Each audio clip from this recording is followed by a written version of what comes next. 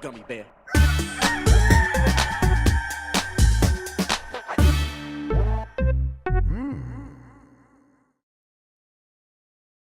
Hey everybody, welcome to Game Mess Mornings with me, Jeff Grubb, your host from giantbomb.com. Thank you for tuning in. In this episode, we're going to be talking about another huge Nintendo game leaking early and Electronic Arts shelving one of its biggest games. It's going to be a good one because we have Kat Bailey on the show, which is brought to you by the Giant Bomb store. But first, Kat, how are you doing? How are you doing? It's Monday morning. I got my cup of coffee, ready to talk about video game news. Let's go. Yeah, I'm glad to have you on here. It's Kat, you're one of those people that we always cross paths with, like throughout our entire time in the industry. So when I think of people that go all the way back with me, you're definitely one of those people. So love just seeing you doing your thing. It's been a minute since you went independent as well, right? Like you're doing your own thing. How's it been? Yeah, it's been really great. I'm currently hosting Axe of the Blood God. You can see the mug. I was kind of putting into the frame, just buy the mug. Good moves. Yeah, we're an RPG podcast, and we went independent about 5 years ago, actually, which was a pretty amazing experience. We got a phenomenal community. We just raised like $20,000 for Trans Lifeline. And we're trying a lot of different things. We're doing a lot of community events. We're playing way too much Magic the Gathering recently because of the Final Fantasy sets. So that's been fun. I also launched a newsletter. It's called Nintendo Cats.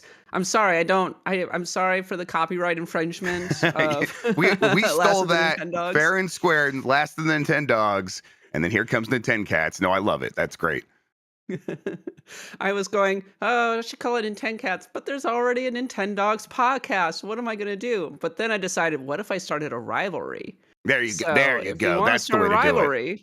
That's the move, right? Like, the YouTubers go fight, go like, hey, let's fight, and then we'll have a boxing match. We'll have a huge pay-per-view and make a lot of money. Let's just do that. That's the way to make it happen. So when you start up the newsletter, like, what's that landscape like these days? Does it still seem like there's quite an appetite for that sort of thing? Jeff, there are a lot of journalists out there who are between jobs at the moment, and a lot of them are going, maybe I'll start a newsletter. And there are some very, very successful ones. Chris Dring has obviously done an incredible job with like the game business, for example. Yep. I think the hardest thing that I had to decide was not to go on Substack because there's a lot of questions about the leadership there and everything. Definitely. And some of the people that they support. So I decided to go with Beehive instead, which meant that I was outside of the usual journalist ecosystem. Yeah, but people have their credit card numbers attached to Substack, that sort of thing. Yeah, exactly. But at the same time, it's been a fun experience. It's been a great chance for me to kind of get back to my oneup.com blogging roots. Yeah. Back in the day. And my last one was a kind of a tribute to Satoru Iwata, who died 10 years ago last week. And I was sharing one of my favorite Game Center CX episodes where he made his appearance and played Balloon Fight. It's a really charming and moving little 15-minute episode if you can see it. So go check it out, nintendcats.beehive.com. Yeah, that's fantastic. I do love that episode. I remember that doing the rounds back in the day and just being like, man, this is very nice. And shout outs to your newsletter there, Nintendo Cats. Everyone should go check that out. Let's explain what we do here. This is Giant Bomb. We are a crew trying to make fun video game stuff. You can help us do that by going to giantbomb.com/join. You can also help us by getting some merch from store.giantbomb.com. That is recently updated. We are going to have new merch here pretty soon, but you should hop in there. There's some stuff that probably will drop off the store at some point in the near future. So if there's something you've had your eye on, probably time to go make a move and make that happen. But yes, if you want to help us just make stuff in general, giantbomb.com/join. It really does go a long way. As far as this show is concerned, most weekdays, I, Jeff Grubb, will help piece your gaming life back together. That includes breaking news and maybe even some of our own original reporting. For all these topics, I'll get the input of a bona fide expert who will make me look smart. If you are watching live on Twitch, welcome. You can always listen to the show later on podcast feeds by searching for Game Mess Mornings or find the RSS feed on giantbomb.com. You can also catch the show later on YouTube. Hello, YouTube. All right, we have a lot to get into, so let's start the morning mess with our headlines here. Donkey Kong Bananza spoilers are circulating after early copies leaked. This is from Andy Robinson at VGC. And this is more of a PSA if you care about Donkey Kong spoilers, I suppose, but let's get into it. Donkey Kong Bananza street data has been broken, and significant game spoilers are beginning to circulate online. Multiple social media users posted images showing they obtained early copies of the Switch 2 game over the weekend, and screenshots of unannounced game content are being shared. Those looking to avoid spoilers for Donkey Kong Bananza's July 17th release date, 3 days, really like 2.5, because the game comes out that evening, right? In about 2 nights. You may want to like avoid social media, I guess. I'll say, Kat, for this game, I did get the sense that there is more going on than they're letting on. So I guess I'm not too surprised to hear about spoilers, although I haven't seen this myself. So I don't think people are talking too much about like big plot spoilers, although maybe characters we weren't expecting or something like this. Have you seen this? Characters, moments, levels. Yeah. Levels. That's for me. The And gameplay spoilers are the things that yeah. always get me. So yeah, I want to be surprised about all the fun stuff they put in here for me to play around with. But that could be popping up in this as well. This is a little bit different than the story, how the story normally goes, Kat, because we'd be like, hey, a Nintendo game leaked early and it's been ripped and it's everywhere online. That is not the case for Switch 2 so far. One of the reasons Nintendo was like, hey, let's get to this next generation because piracy. But yeah, the game still out there. There are still plenty of spoilers going around. Is that going to bother you if you get spoiled by this game? No, I don't think that there's going to be, a Sixth Sense level twist in this one, though. I mean, still time, Yeah. right?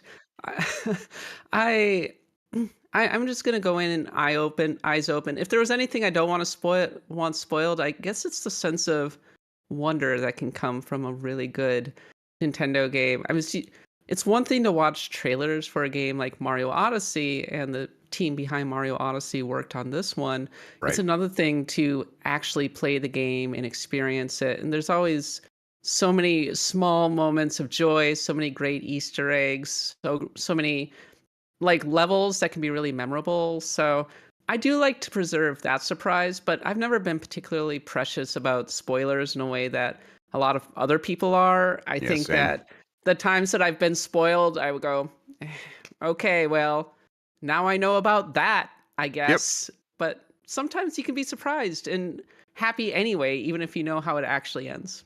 Yeah, that's exactly been my experience. So I'm right there with you on that. But I get it. People do take this very seriously, and if you want to avoid it, yeah, I guess go ahead and mute Donkey Is, Kong on social is media there or whatever. is there something that you would be if I got spoiled on this, I would be so mad. Like something that Yeah, you actually really are invested in not getting spoiled on. it's tough. There's definitely, I'm sure there's been examples. It's just not. Usually, it's not story. Because the way I'm watching stuff, I'm so like engaged. If I get the spoiler about some big twist, it just kind of recontextualizes that first watch where I'm like, okay, now I'm just looking for how they're going to get to that payoff, and it kind of just flips things a little bit for me. And then I still find that very enjoyable. But I'm sure there are examples that I just can't think of where it would have been like, oh, I guess that's kind of annoying. I wish I could have had that pure surprise, which is what people are always trying to preserve when they're really talking about spoilers. I just, it's not a holy thing for me. How I'm about really you? good at avoiding spoilers. For example, I managed to avoid being spoiled on Final Fantasy VII Rebirth for more than a year. Whoa, okay. Yeah, And that, and I that one was finished it going on the charity around stream, everywhere and I too. went, Yeah. okay, yeah, I'm really good at. I managed to avoid getting spoiled on Fight Club for like 10 years. I did not Wow. see that movie until 2009, and when the ending happened, I'm like, oh. And my partner goes, "Did you not know that?" And I said, "Wow, I didn't know that. I managed to avoid spoilers for 10 years. Good job me." So, I I kind of wonder like. if my kids, they have not really watched like Star Wars yet. I'm like, do they even know about like Darth Vader? Like, I'm like, they're, Don't tell them. Let them be surprised and traumatized. yeah, I'm gonna see if I can make it happen. Let's traumatize these kids, Yeah, for little sure. Annie's gonna have a great life. He's doing a great job. It'll be Yeah, totally okay. Everything's coming up great for Annie. He's you're not right. gonna be on fire at Mustafar. He is handsome and on top of the world. That can't go wrong, kids. You're right. All right, more Donkey Kong Bonanza stuff. It is Donkey Kong Bonanza week, so let's go nuts with it. Or I guess let's go bananas with it. I'm sorry, everybody. Donkey Kong Bonanza director acknowledges performance dips and drops, but says we prioritized fun and playability. From Liam Doolin at Nintendo Life, Donkey Kong Bonanza is shaping up to be an excellent outing for DK, but the recent previews did highlight some performance concerns. The game's director, Kazuya Takahashi, has now reportedly acknowledged these issues in a chat with Spanish outlet La Vanguardia, seemingly confirming these frame rate drops will be in the final build during more destructive moments of the game. For Nintendo, it was instead apparently about prioritizing fun and playability. Here's Takahashi's full response.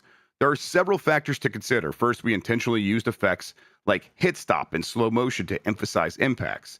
Second, because we used a voxel technology, there are times where there are major changes and destruction in the environment. We're aware that performance may drop slightly at these times. However, as you say, overall the game is smooth, and at points where large-scale changes occur, we prioritized fun and playability.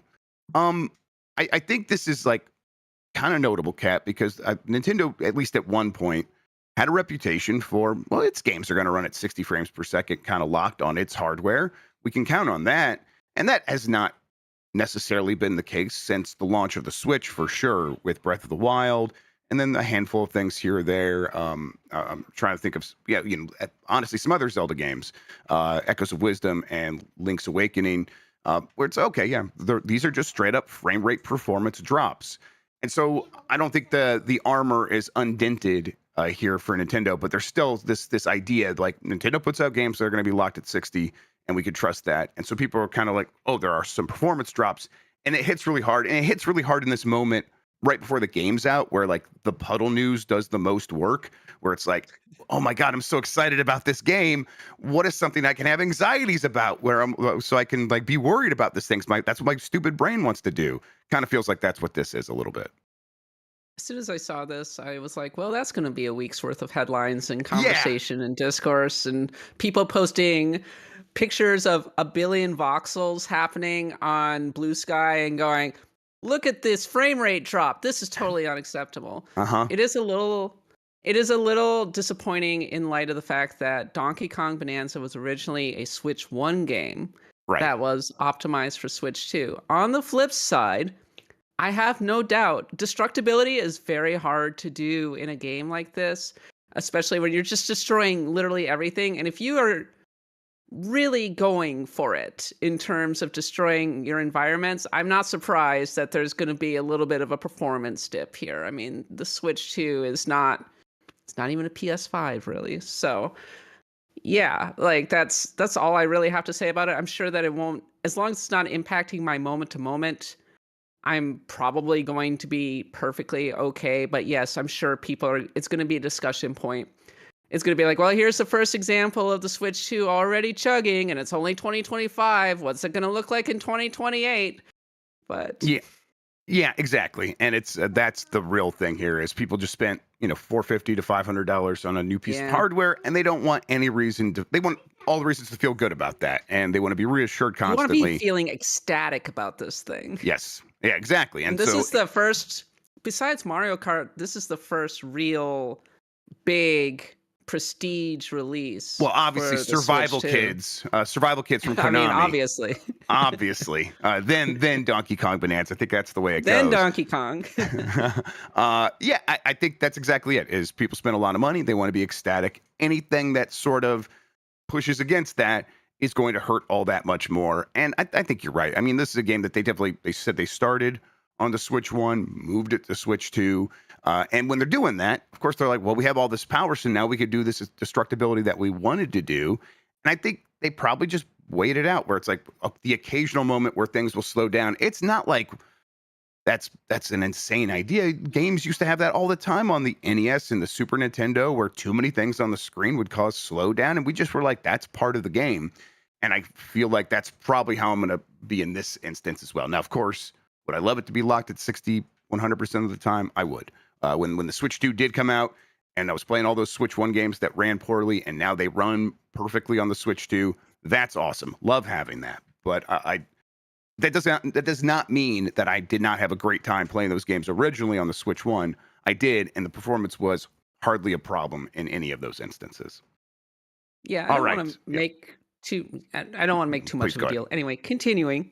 Yeah, no, it's you're right. That this is the saying that we're going to see a week's worth of headlines is the exact right take here. It's like, this is the kind of thing that we just kind of blow up because we need something to talk about while we wait for this thing. Once we get it, though, Kat, right, and it's in our hands, do you think people are like? Do you think this is going to be a big talking point? Because my guess here is like, once people are playing it, this will get mentioned here or there, but like 5th or 6th or 7th down on the list, right? Yeah, definitely. I think that people are probably going to be much more focused on the game itself, which by all accounts is really fantastic, really amazing to play. So if that is actually the case, then I expect that's going to be one of the things that's going to kind of take over for Donkey Kong Bananza. Yeah. Yeah, the previews were really good, and just the the word. I think the buzz is really good overall. Yeah. Exactly. Yes, on the grapevine, so hearing some really, really positive things. Very positive things. Exactly. Not that I don't think there's a ton of review copies out there, but there's some, and yeah, good buzz out there. We're hearing chatter, little birds. Little birds are talking. Yes, exactly. All right, let's keep going here with the headlines. Mario movie team returns for a Donkey Kong film, listing reveals. This is from Blair Marnell at GameSpot. Even before the Super Mario Brothers movie was a smash hit for Universal Pictures and Illumination, it was rumored that more movies based on Nintendo's classic characters were on the way. Now it looks like Donkey Kong is on deck to get his own film. Universal and Nintendo have jointly filed a copyright, this is from IGN, for an untitled Donkey Kong motion picture. It's ironic because decades earlier, Universal and Nintendo battled it out in court over whether Donkey Kong infringed upon King Kong. Nintendo went on to win when that case went when the company's lawyer demonstrated that Universal had already argued that King Kong was in the public domain. The two companies buried the hatchet a long time ago, and they collectively raked in $1.361 billion worldwide from the first Mario Brothers movie. So kind of felt inevitable that they would team up again. They're not working on the Zelda movie. So this is not like, oh, of course they're working again. That's their movie partner. Sony is making the Zelda movie. So them like being like, well, for animation, we're going to go back to Illumination. That's Universal. We're going to kind of keep going that route. That does make some sense. But it has felt like we were going to get a Donkey Kong movie for a minute now, because they are invested in this game, and really having the theme park expand with Donkey Kong. It's like they're going all in on this other character as well, and that means probably a movie. What are your expectations for this? I'm kind of racking my brains trying to remember Seth Rogen's depiction of Donkey Kong in the Mario movie. I don't remember if I liked it that much. I remember that the depiction of Cranky was interesting. Yeah, that was that was something. Yeah. But like for Seth, it was Seth Rogen, right? All I remember is he just does the Seth Rogen laugh, and seeing that coming out of Donkey Kong's face. I guess. Yes, definitely. Had a little bit of a rivalry with Mario. I don't remember the characterization all that well. It wasn't particularly strong. Yeah. Yeah, it was just like, hey, I'm going to prove my dad that I can do things, and I'm going to argue with Mario while I do that. So kind of. He was the Han Solo character, right? He's like, he's scruff. He's a Donkey Kong. Except for he was a Donkey Kong. That's the only difference there. I mean, this movie's also probably going to do very well. I don't know if it does Mario numbers, but if it does, if it kind of repeat that a little bit. Yes, they've got a template. They know what they're going to be doing with this one. It's going to be a lot like the Mario movie. Mm-hmm. There's probably going to be annoying pop songs, without a doubt, over it. I like the Mario movie, I think, more than a lot of people that I know. But even I'm kind of been like, this is very zero substance, very safe. And I think it's kind of emblematic of modern day Nintendo, which is just trying to take its existing characters and do as much as possible with them. I'm amazed that they've done as much as they have with Donkey Kong, a character who, he's on the Pac-Man level in terms of when he came into the games industry. If you look at him, if you think about him very deeply, you go, well, yeah, he's a monkey with a tie. How deep can you really go with this guy? How appealing is he to mass audiences? But here he is headlining one of the biggest games of 2025, and he's probably going to be if not in a billion-dollar movie, then it's going to make hundreds of millions of dollars in the box office. So fair play to Nintendo for actually making Donkey Kong continue to happen. But Yeah, it's weird. Like I've been reading and doing a lot of audiobooks of like gaming history recently, and whenever Donkey Kong does come up, at least like among that like pop historian perspective, they're like Donkey Kong, the first game with a story, and it's like, oh, I guess that arcade game was just that about. story? I know, right? That's where I was like, I'm like, is that a story? But like by our modern standards, not really, right? But compared to all the other arcade games of the time where it was just, hey, you're in a spaceship shooting aliens. But I don't know, is it that much more of a story than aliens are invading and you're protecting Earth? I don't think so. Save But Pauline, there's a monkey. yeah, All the exactly. lore hounds, all the Donkey Kong lore hounds, they're out there. Oh, They're really? very invested. One of the talking points around Mario, the new Donkey Kong game, were people trying to ascertain what Donkey Kong's actual age is. And Nintendo was saying, we're not going to tell you that. That's something that you can figure out for yourself. But I know that there has to be hours-long videos out there dissecting every single Donkey Kong game to figure this out. The entire Donkey Kong family tree. Yeah, right. There was that not backlash, but there was like, hey, we need an explanation for how is it possible that Donkey Kong is friends with Pauline when she's a girl and then later kidnaps her. And I'm just like, I don't know, use your imagination, guys. Nintendo doesn't owe you anything. What are you talking about? Get The out of here nerds with from The that. Simpsons all over again. Uh-huh. Yeah, but hey, I expect to get answers to all this in the game. They better do that, or else it's a 0 out of 10. I All really right. hope somebody got fired over that. All right, a little bit more Nintendo news here. Nintendo is gauging player opinion on Switch 2's game keycards in Japan. This is from Jordan Midler at VGC. Nintendo is gauging player opinion on Switch 2's controversial game keycards in Japan. Since Switch 2's launch, game keycards have attracted criticism from some for the fact that they contain no more than a digital activation key for the game's titles, rather than any game data. The only difference between a game keycard title and a digital download is that the former can be resold and will work on other Switch 2 systems without the need for virtual game card lending. So far, the vast majority of third-party Switch 2 games are game keycards, with only a few exceptions, reportedly because only one size of card is available to developers, and that's the 64 gigabyte variant. Also, I did choose this story over the other stories because Jordan correctly calls them cards instead of cartridges, which is one of my pet peeves, Kat. Okay, there's the questions here. Did you know that Nintendo Switch 2 packaged software includes a game card called a game key card? Another question is, do you know anything about the characteristics of the game key card?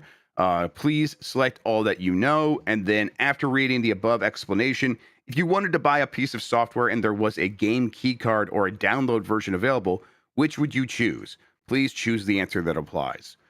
Okay, whatever. The results of these questions, these are poll questions. There's multiple answers. Whatever. Clearly, this does show that Nintendo is like, is there a reputation around game key cards? Like, how real is this conversation that's happening around those things? Is this something that is spread out to the standard consumer, or is this still an insulated, whiny gamer thing? Which, Nintendo can deal with a whiny gamer thing, but none of these companies want one of those things to break containment and become that's a game key card, and I'm going to tell the mom at GameStop not to get this because that's a game key card. I think they're like, we can handle the gamer stuff. Do you think it's starting to break containment? Is this a sign to you that Nintendo is rightfully worried? I'm not sure, honestly. One thing that surprised me was learning that the Switch, more than 50% of sales on the Switch were physical, which when I think about it, not surprising actually, because you go to a store, you see a lot of physical Switch games, maybe you pick some up, maybe you buy a Switch and you grab a copy of Mario Kart 8, that kind of thing. I'll tell you my opinion on game key cards. I hate them.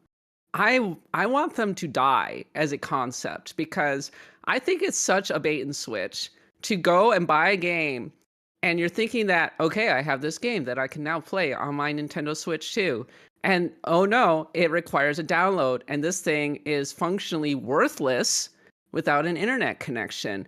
And you go, "Well, that's not a problem until the servers aren't there anymore." And the reason that I want to buy a physical game is so that I can have it on a cartridge or a card, I guess you could say, and actually play the thing. And I do not, I have literally zero interest in ever buying a game key card. Are you taking this down, Nintendo? And your little survey? I know why they're doing it. They don't Oh want yeah. people buying physical. They want people buying digital because they can control that. They can control the licenses. And this is their way of weaning people off that. But and also it's more expensive to just put a game straight up, the full game like what Cyberpunk did onto Oh a game yeah. key card.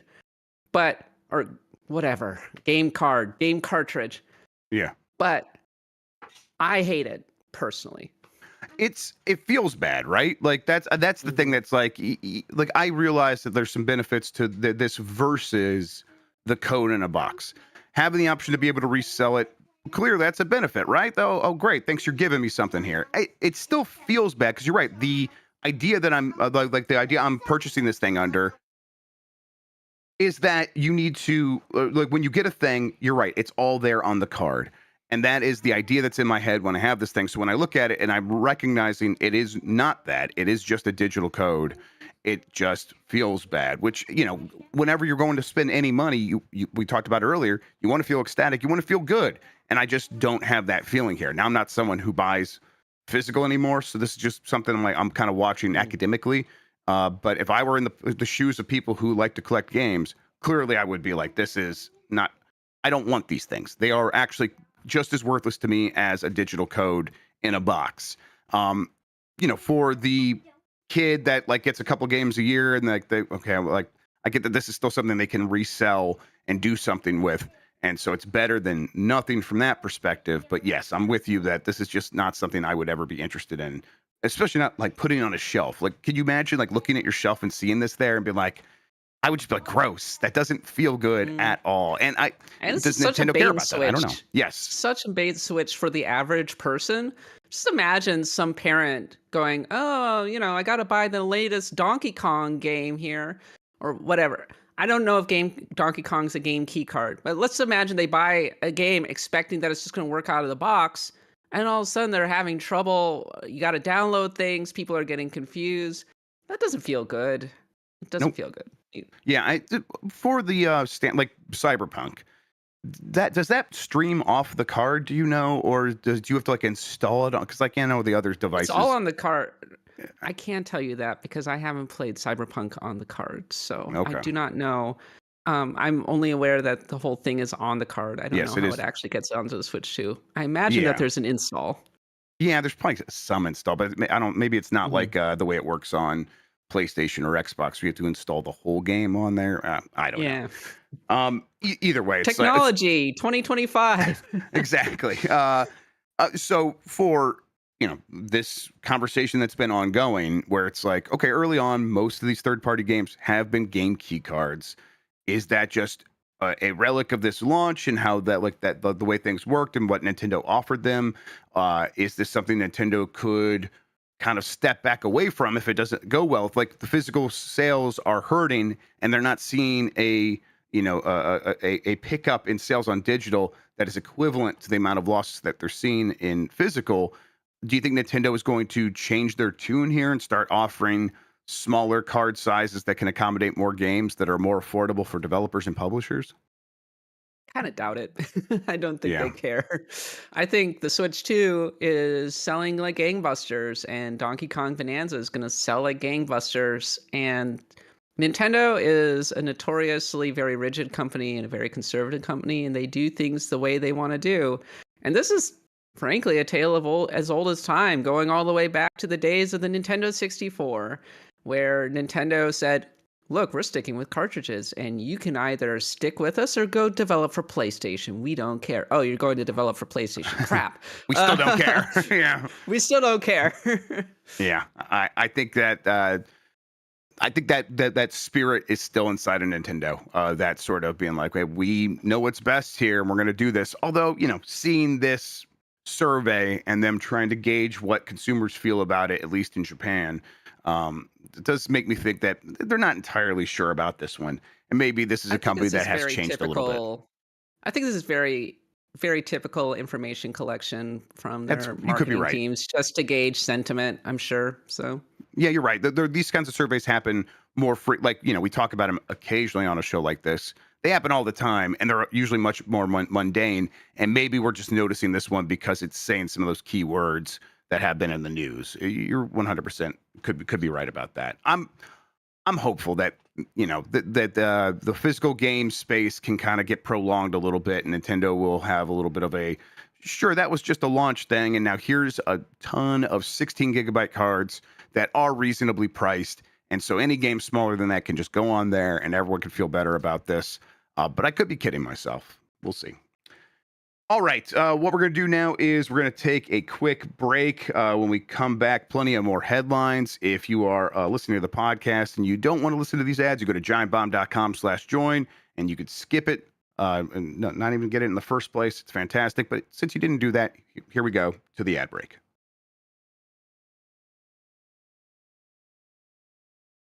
This episode of Giant Bomb is brought to you by giantbomb.com/join. Join us there, become a member. It helps us make fun stuff. It gets you ad-free content.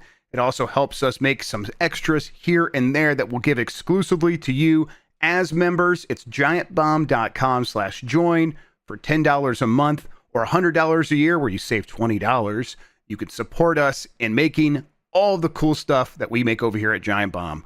Once again, that's giantbomb.com/join. Become a member now.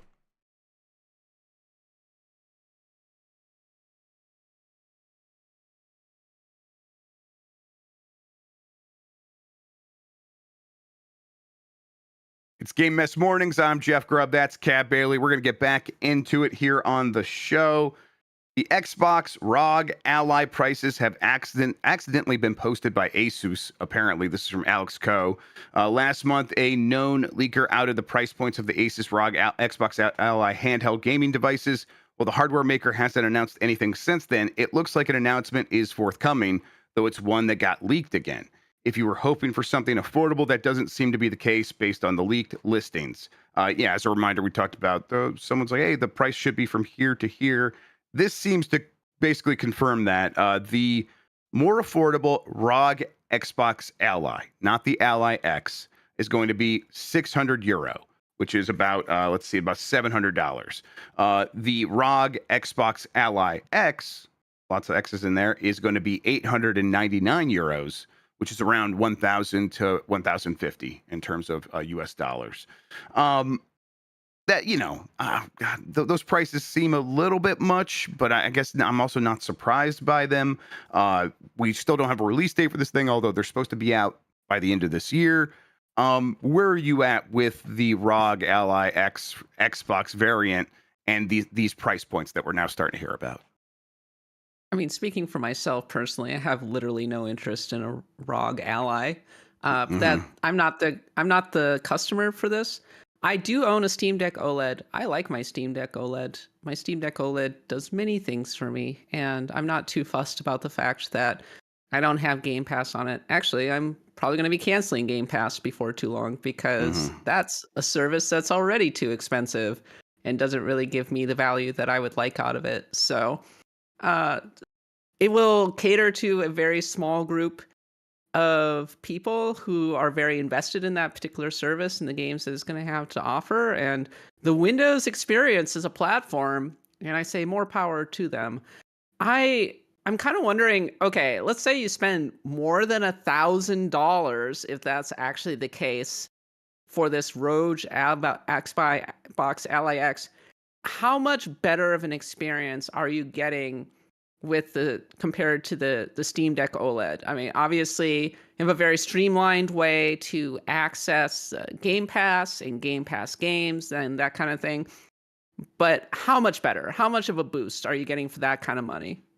I mean, that's really the question still that does remain unanswered is the experience going to be better than other Windows handhelds? Is it going to be equivalent to using a Steam Deck, which is a very streamlined experience at this point? And it's like, okay, well, that's been the goal internally at Microsoft, was to build a variant of Windows/Xbox OS that does work really well on a handheld. But we don't know if they succeeded at that. We're not going to know until people start getting these things in their hands. But that's a big remaining question. And then, yeah, just the raw performance. Like, yeah, we've seen some updated chipsets from AMD since the Steam Deck came out. Some things are already faster at running games. The Ally itself is a little bit faster. Is this going to be that much faster? Is it going to be, what are we, like $300, $400 faster?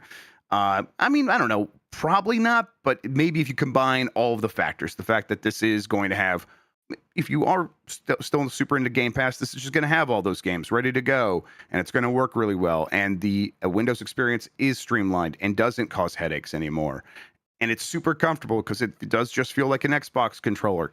Maybe if you throw all those things together, I could see something of an argument. And I think for the people who this is for, that's going to be a winning argument.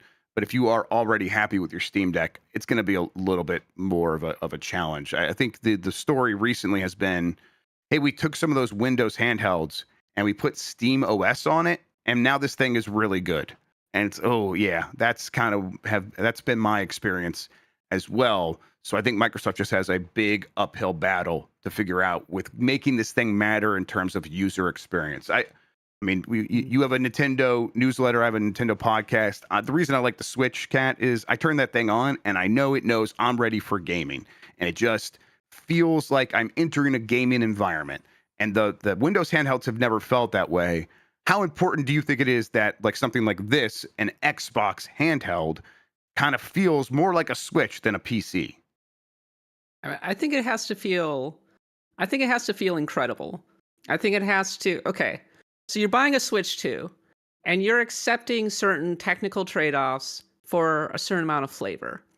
If you're buying an Xbox, to the extent that Xbox has literally any identity anymore, you're expecting power.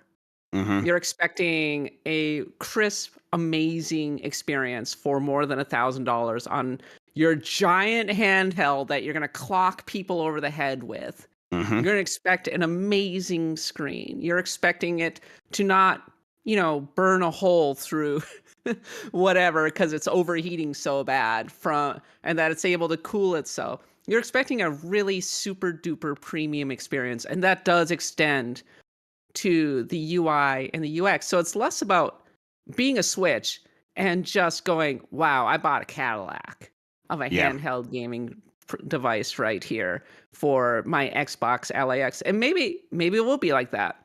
But let me tell you something else, Jeff. UI and UX is not exactly the strong suit of Xbox here. No. I still, to the extent that I turn on my Xbox Series X at all, whenever I go in there, I'm like, oh my God, they've had the same freaking dashboard for how long? And yes, I know time. the Switch has also had the same dashboard for 10 years. So come on, Nintendo, get at it. But I'll take Nintendo's dashboard over Xbox's dashboard any day of the week. What is even going on with that dashboard? Oh my God. It's definitely like it gets messier because it's like, did they change it? And like, what is different here? And you look for 30 seconds and it's a new ad space for Call of Duty. And it's like, oh, they just added a third one of those. Woo, okay. More ads. Yeah. And it's okay, that's gross. The ROG Ally X and the ROG Ally, to me, is Xbox throwing good money after bad again. Yeah. I mean, they're just... Why? Why are they doing this? Like a Connect sort of thing? Like chasing a trend? Is that what you're kind of getting at? They wanted to make a dedicated handheld because they saw the popularity of the Steam Deck and the Switch. I expect, this is me speculating. And they went, okay, let's make our own. And then they said, oh, well, this is kind of expensive. Well, let's just make a partnership with ROG Ally, which fine. Here's an idea, Xbox. Just put Game Pass on Steam. Jeez. Oh, Yeah. why does it have to be separate? Okay, it's not a strong enough brand to stand on its own. Put it on the Steam Deck OLED. And then we can have both. It'd be peanut butter and jelly, and I would actually be more inclined to continue to subscribe to your service. As it is, Xbox Game Pass is in this kind of, it's over here for me. It's not actually that easily accessible, even though everything is an Xbox. I can play it on my I can play it on my PC. But this to me is just kind of needlessly making it actually kind of really difficult to get to their service. And if they want to drive subscriptions and growth, they should actually put it where the people are. And the people are on Steam. That's all. When EA, I can't remember the name of their subscription service was, EA Live, who the hell knows. When that came to Steam, it was a kind of a circular thing where EA wanted it on Steam, and Valve was like, well, we want Apex Legends on Steam. So if you bring Apex Legends free to play onto Steam, then we will let you do your EA subscription service. I wonder if it's like for Valve, they're like, well, we already get all the Xbox games, so we're not going to make it easier for Microsoft to put Game Pass on here. But Game Pass or Microsoft and Valve are still pretty close partners. Like they did, I don't know. I wonder if they just haven't. The thing is that there have been a lot of rumors that the new Xbox is going to be very strongly connected to Steam in some way. Exactly. So you're going, okay, if that's the case, then why can't you get Game Pass onto the Steam Deck OLED? What's going on here? You know what? Maybe that is what happens here. Is a new Xbox launches with Steam, and then suddenly Game Pass is available on Steam. I wouldn't be surprised if that's how this plays out. But whatever. That's them figuring out their problems. As far as this handheld goes, I think that it is weird that I get it, but it's weird that the price is significantly more than the recently increased in price Xbox Series X. And of course, I get it. Like this, miniaturizing technology is a very expensive thing to do. But you're right. That's not. I don't care about that. That's their problem. So that I want a Cadillac. I want the premium experience when I pick this thing up. I think it's gonna hold this thing back a little bit because it's gonna have to have some sacrifices. I think. Yeah. Get this an is the analog Cadillac pocket. experience. Yes, right the analog here. pocket that she's holding there. Yes. Yes. For all you audio people, analog pocket. That's the Cadillac experience. Just buy one of those. All right. And thanks for the super chats from Boat Night. They should let me watch cable TV on my Xbox. Do you ever do that? I never had cable the entire time I had an Xbox One. Also, Ricky B said Peepo. Shouts out to Ricky B. Thank you. When the Xbox One was announced, that was like 2 months after the first Netflix streaming show came out. God, that's right.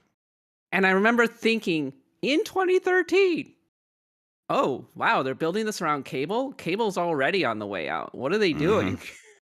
Yeah, and that was a portent of the future.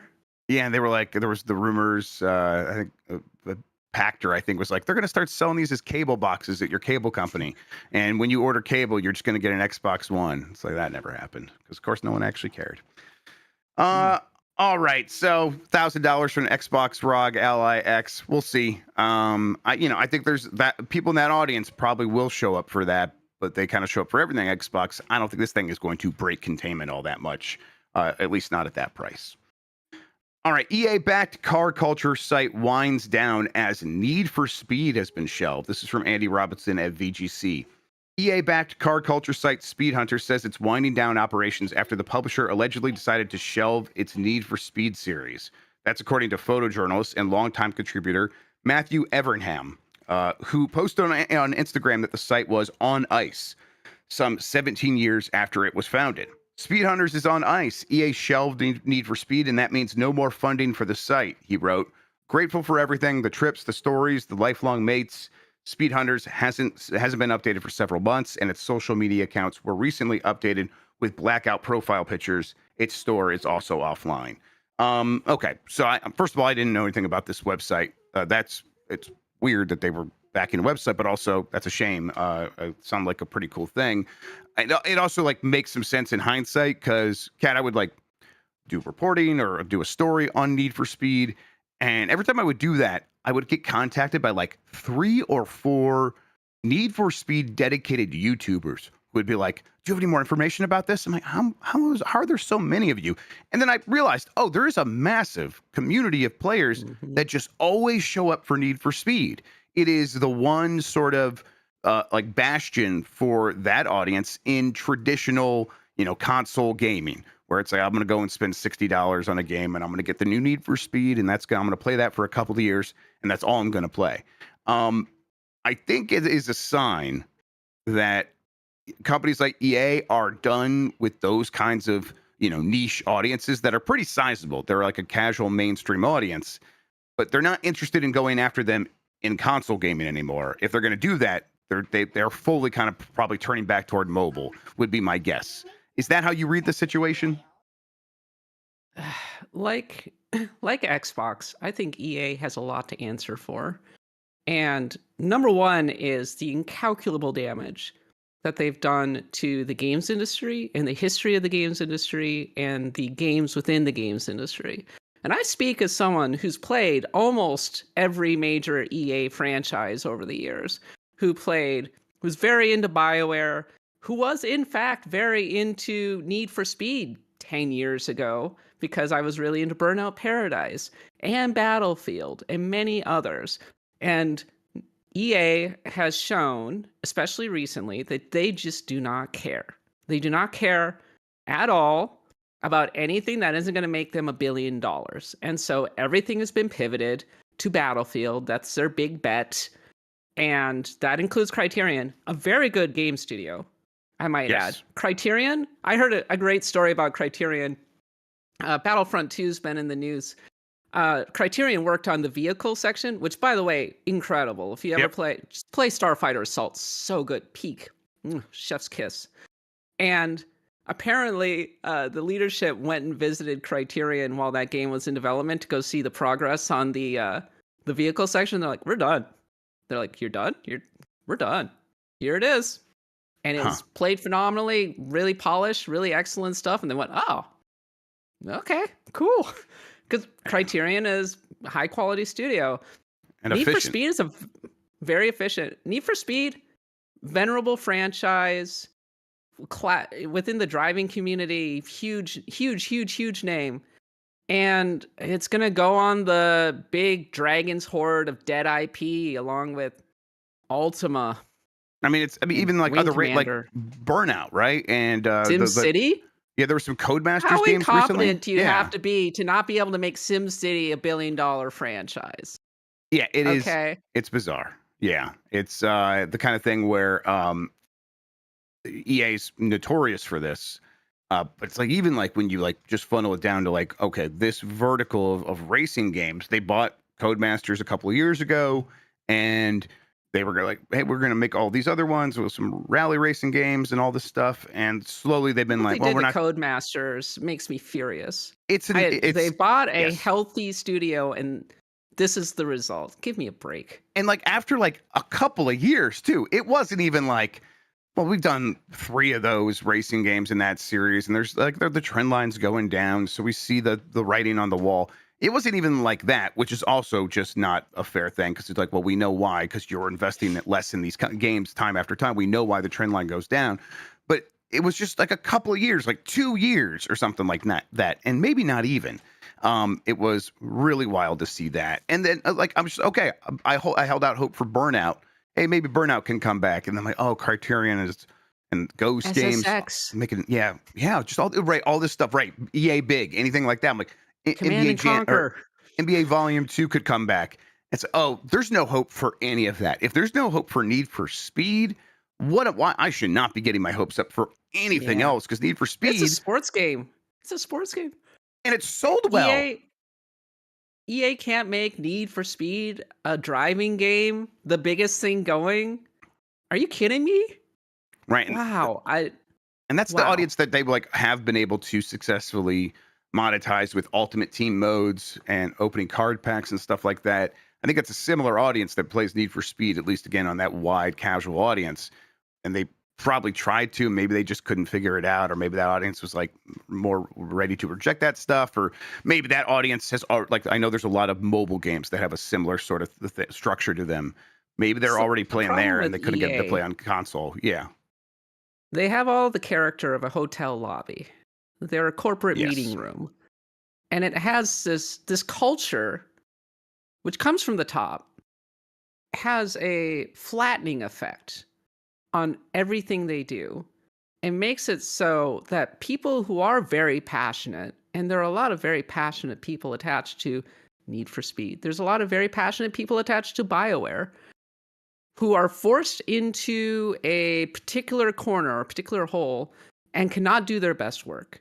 And so you always go, why are EA games all kind of ugh? It's because of that.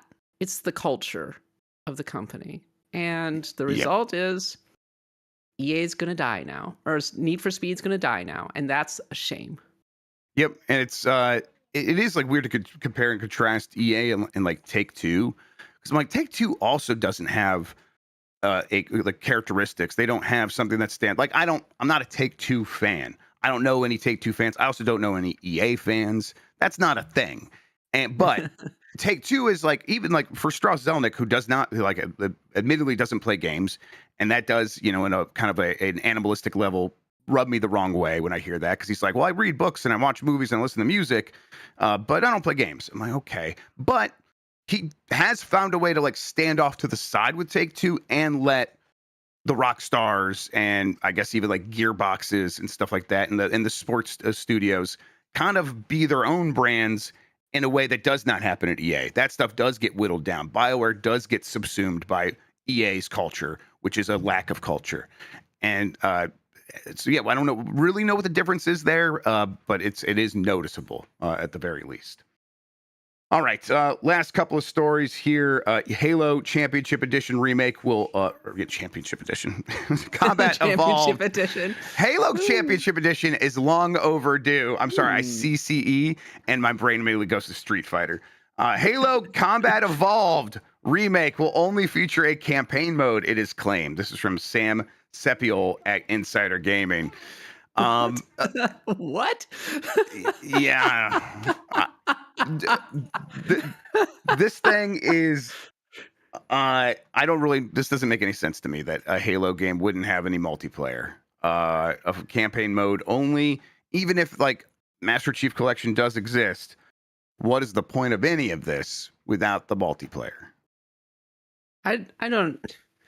Oh my gosh! I mean, that company's a mess. What are they called again? What are they called now? They used to be 343, but they renamed themselves. Yes, like Halo Studios or something like that. Maybe it says in the Yeah. story. There's a rumor out there that came out following the layoffs that, shocking surprise, everybody at Halo Studios is really unhappy with the state of the next Halo game.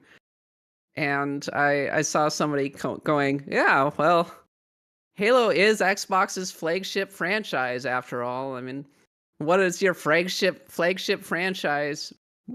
Flagship franchise. What does your flagship franchise say about you as a company? Nintendo has Mario and Zelda, PlayStation has The Last of Us and Spider-Man, I guess, and Xbox has Halo. And just Halo, just this absolute state of it. Wowee. What's happened to those games? Just cannot get it right. And the Xbox Series X has been a disaster for Xbox. Yeah. They wanted to set themselves up for the next 10 to 20 years with this thing. And Halo Infinite was the starting point of it. And we saw what happened with it. It's just not good enough. Yep. I like Halo Infinite a lot, but it did not check the boxes it needed to check. And now it just feels like the rest of Xbox, where they know they want to keep doing stuff, but what that stuff exactly is, they're not sure. And so and they half-assed some of the stuff, it feels like. The console certainly feels that way now. And now even the Halo franchise feels that way, if this is the way it's going to go down. I get when you're sitting there looking at it, but like, we don't need to replace Master Chief Collection. That doesn't make sense. But it's like, okay, then actually just don't do anything with Halo. Combat Evolved at that It's point. just chronic mismanagement of their entire studio system. And again, that starts at the top. And Yes. I lay that squarely at the feet of the executive team. They've had years to get this right, and it And they feels didn't worse really than change ever. anything the entire time. The Yeah. strategy was always Phil saying to Matt Booty, go handle things, and then Matt Booty going to the studios and be like, make what you want to make, and then years later, the team's bringing what they made back, and no one being happy with it. So what the hell then? All right, and then last story here: a new Stuntman game is potentially in the works. There was a YouTuber who found a basically an IP like transfer, I guess is what how I would refer to it. On March 28th, 2024, an asset assignment was signed between THQ Nordic and Saber Interactive, transferring the Stuntman IP, including previous games like Stuntman Ignition, and explicitly mentioning a new entry, Stuntman Hollywood, currently in development by Saber, or at least that was what was happening at the time. This assignment was officially recorded on April 2nd, shortly after Saber's public split from Embracer.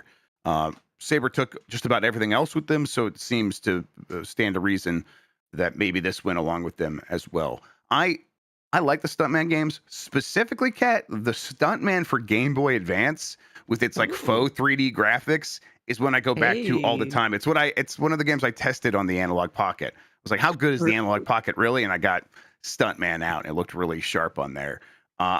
These are decent games. I would like to see Stuntman come back, although it's a weird one. Although Saber's good at that kind of weird stuff. So I don't know. Yeah. Any love for Stuntman from you?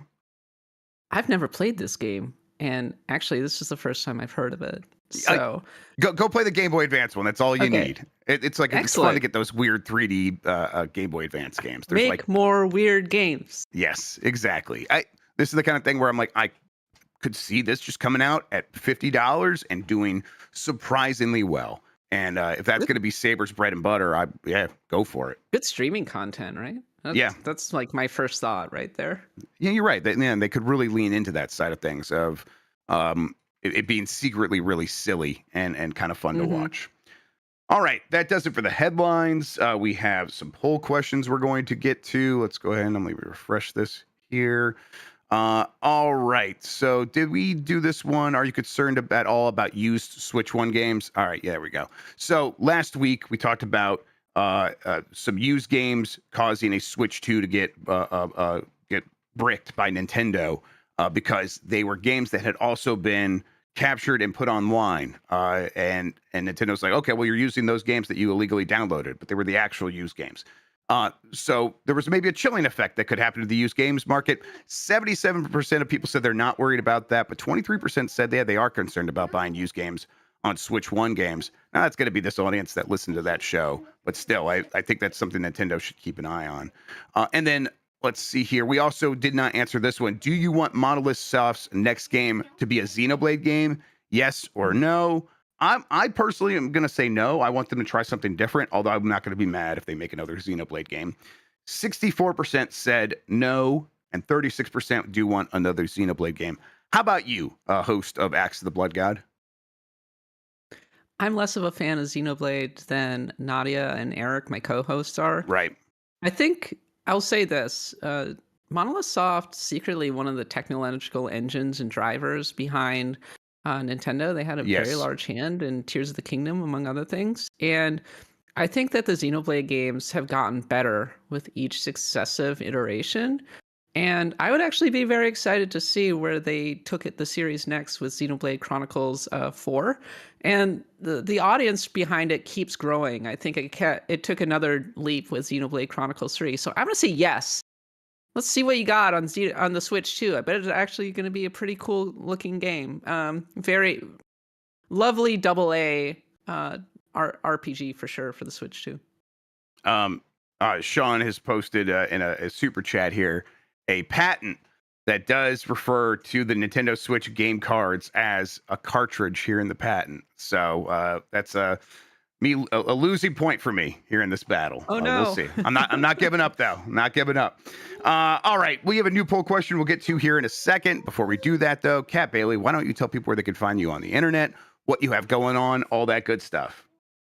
Hey, you can find me at me on Blue Sky at catbailey.bluesky.social. You can find me on Axe of the Blood God, twitch.tv/bloodgodpod. We're on YouTube, we're on Blue Sky, we're on all of the channels that you can possibly think about. And I have a newsletter, nintendcats.beehive, that's spelled BEEHIIV.com. Go check me out. Like and subscribe. Thank you so much. Thank you so much. New poll question. Are you getting Donkey Kong Bananza? Yes or no? Just kind of want to see the results. If you don't have a Switch 2, you could just vote no. That would still count. That's the same thing. We'll get the results of that. We'll talk about it on Game Mess Mornings here on Giant Bomb on Wednesday. Speaking of Giant Bomb, I think we're planning to do maybe a test stream today. Mike is out on assignment, and so we're not going to be having Monday mornings missed with Mitch. So instead, we might try to test some stuff out. Whether or not that goes up live or not, we'll figure it out on the fly. But if you see us and it says test stream, you'll know what's going on. Tomorrow, Bombcast, and then we'll be back with Game Mess Mornings on Wednesday, and then a bunch of other fun stuff, which we're going to figure out here in our meeting here pretty soon. All right. In the meantime, I think that's going to do it. Cat Bailey, thank you so much for hanging out with me today and talking about video games. I really appreciate it. Thanks, Jeff. Thank you all for listening and watching. You're the best audience in gaming. Until next time, have a good one. Take care of yourself, and goodbye. Yummy like a gummy bear.